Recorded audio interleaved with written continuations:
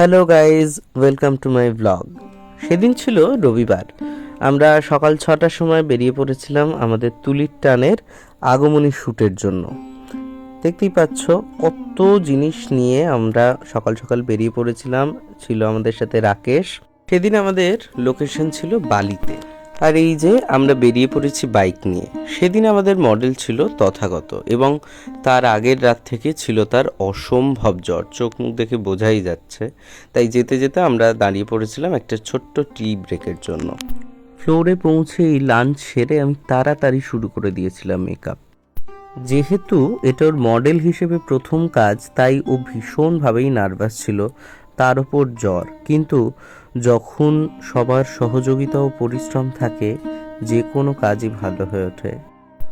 আর এই যে শুরু হয়ে গেছে আমাদের শুটিং। এখানে রাকেশ ডাইরেক্ট করছিল, আর সে ভীষণভাবেই ভয় জড়সড় ছিল, তাই আমি বারবার চেষ্টা করছিলাম হাসি মজা করে যাতে ওর ভয়টা একটু কাটাতে পারি। বড় করে হাস। কিছু বক্তব্য আছে তোর? না না, বল, বলে নে।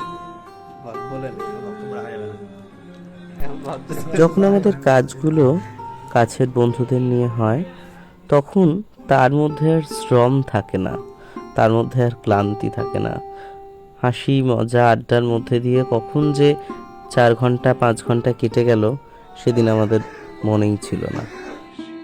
সেদিন তার এত জ্বর হয়েছিল যে বারবার চোখ দিয়ে জল কাটছিল, কাশি হচ্ছিল, কিন্তু এত কিছু নিয়েও যে হাসিটা কত কষ্টের, সেটা ওর মুখ দেখেই বোঝা যায়। আজ তবে এই অবধি থাক।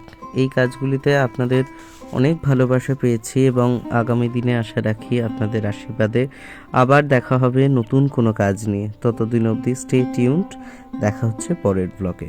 ধন্যবাদ।